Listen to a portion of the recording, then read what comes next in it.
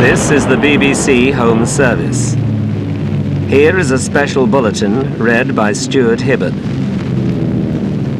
The Associated Press Office in Madrid has reported news of an attempted military coup in Spain. Heavy fighting is said to have broken out in several cities. May the 1st, 1936, I was in Madrid. May Day. Watching a parade. I watched them, marching past, thousands of them, down the Paseo del Prado. The United Communist and Socialist Youth of Madrid. Ooh, Achipe! And then we had a picnic in the Casa del Campo. Everyone was there from the parade. Men, women, children, banners furled, put away, climbing through the pine trees. Every family with a basket of food, a 7-litre jug of wine. Oh, and a clothesline. That was very important, the clothesline. They'd choose a spot, tie the clothesline around the trees, and it was theirs for the day. The proletariat at play. I remember there was a notice that said, "Those who attach swings to the trees should realize that they are injuring the trees that belong to the people." Spain, in the summer of 1936. A year later, many of those people were dead, and the children were orphans. 70 years ago, Spain was in the grip of civil war. Army units supported by the fascists were in revolt against the elected government. As the fighting spread, millions became homeless. Among them, many thousands of children. There was a committee calling for volunteers. They wanted people to drive trucks, medical supplies to Madrid.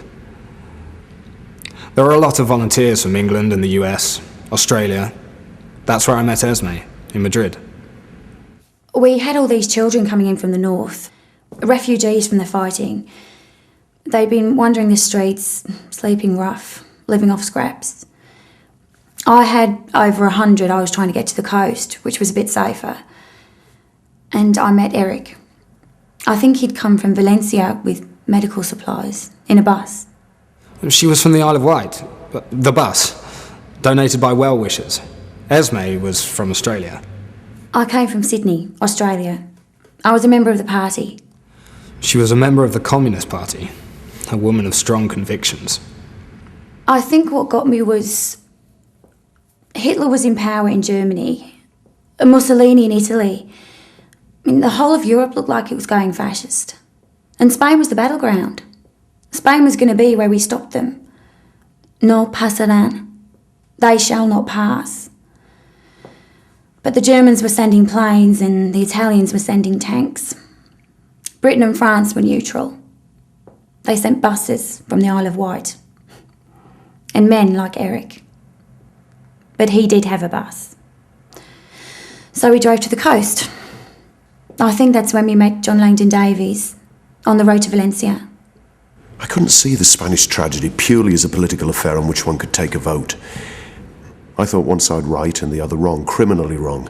But more than that, I was obsessed with the disintegration of humanity, of human nature that comes with civil war. The greatest atrocity of all. And then there was this other bloke from America. His name was Nick Carter, from New Hampshire. His father was president of the Nashua Gummed and Coated Paper Company. I came to England to get married. She had second thoughts a week before the wedding, so I kicked around Europe for a while, and then they were calling for volunteers to drive trucks, so I came to Spain. He drove a truck from Barcelona to Madrid and took refugees the other way. But I think when we met, he was on his way back to England for the coronation of King George VI. His father had been invited as a personal guest of the king. There were over 1 million refugees crammed into one small strip of coastline. And hundreds of thousands of them were orphans, with no shelter, no bedding, very little food or water. They were either left on the streets or herded into vast camps, and the war was getting closer and closer. What we needed was a plan. We had the germ of an idea, that was all. I said, let's talk it over with the Duchess. Catherine Marjorie Stuart Murray, Duchess of Atholl. They called her the Red Duchess, but actually she was a Conservative. She was strongly opposed to Britain's policy in Spain, that is, of non-intervention.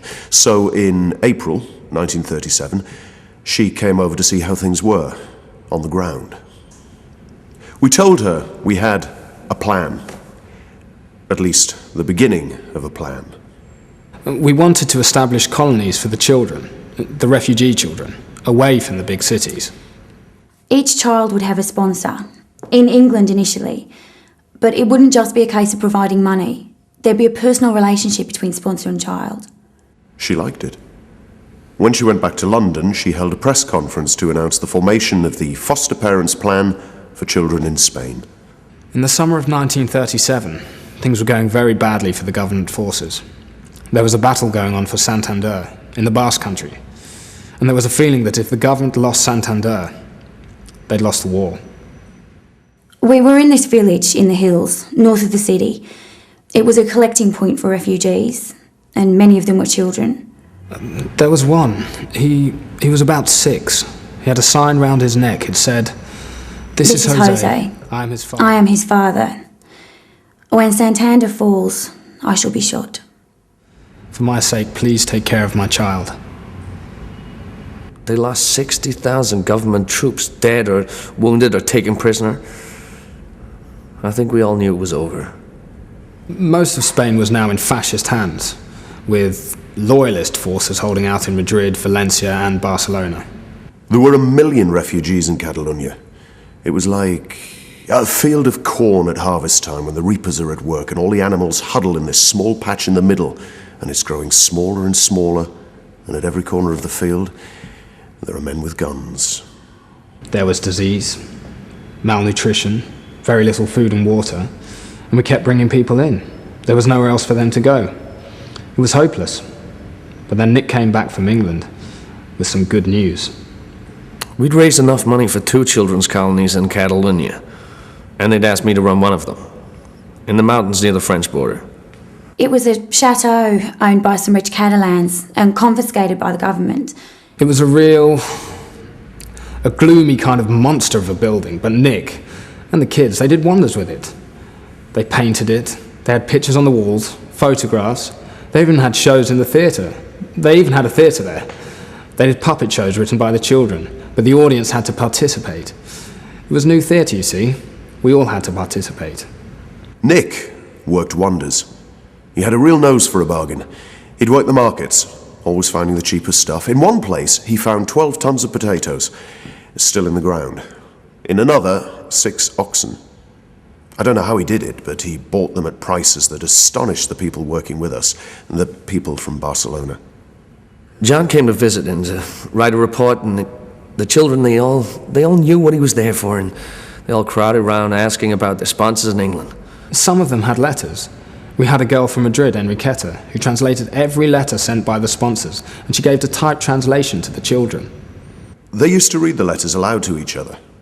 I spoke to one boy, a boy of 12. He was very anxious to hear from his sponsor. I asked him, I said, haven't you had anything from him? And he said, yes, he sent me a present, but what I want is a letter. And they're all shouting, yes, we want letters so we know about our foster parents. Photographs and postcards were, well, the only word is they were cherished.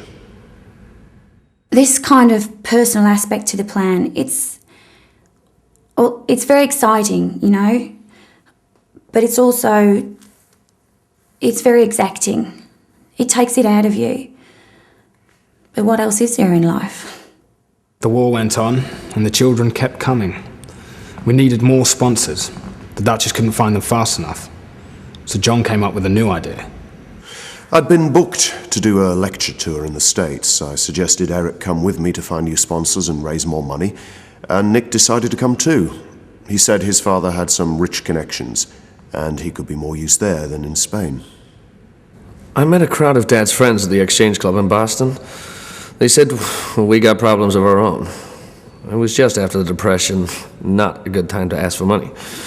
I said, look, things might be bad in America, but kids aren't being mown down by machine guns. They're not starving. When we reached New York, the press were waiting for us. They'd heard what we were doing. I told them. Suppose you were up against 1,000 cold and hungry children, many half-clothed, dumped late at night at a lonely railway station. And suppose you knew at least 100 of them, some of them 3 or 4 years old, had no parents. Suppose you could only provide for 20 of them. What would you do? You'd have to choose. You'd have to be tough. I said, that's what we do. The rest?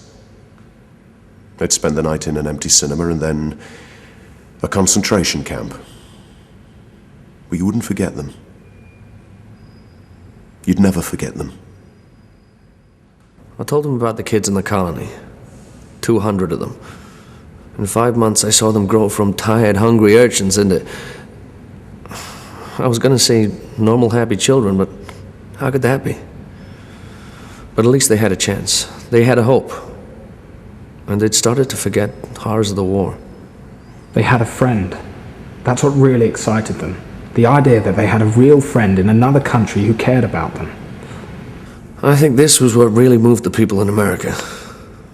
The idea of a personal relationship. I think this was when it really began to take off. And then one day, the war caught up with us.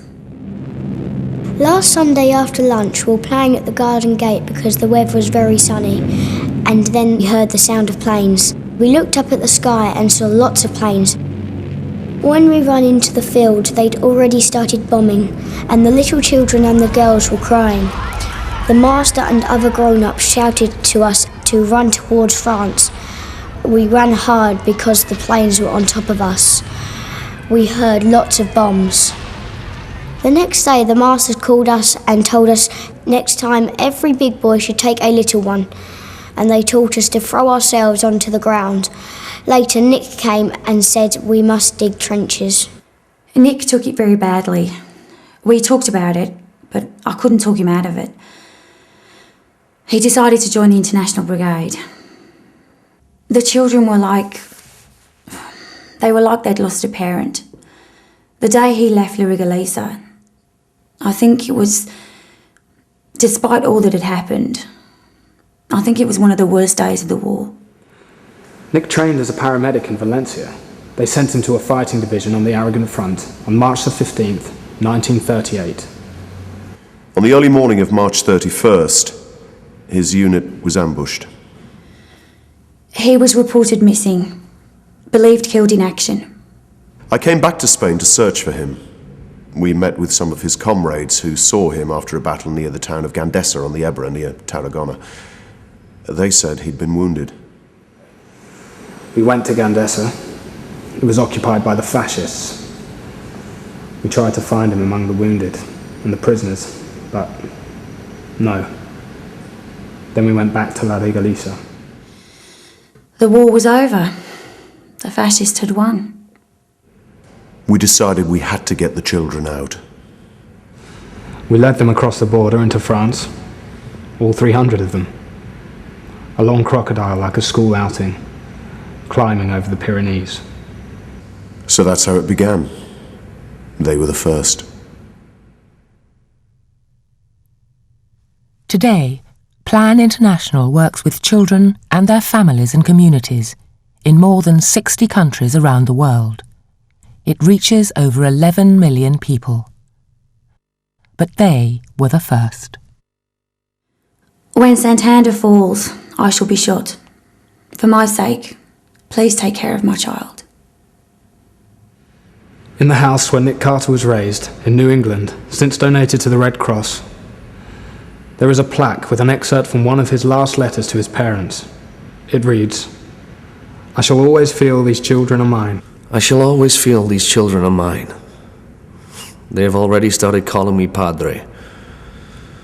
Anything I can do for Spain, in whatever way, I do for the ideals I believe in, and more directly for these niños of mine.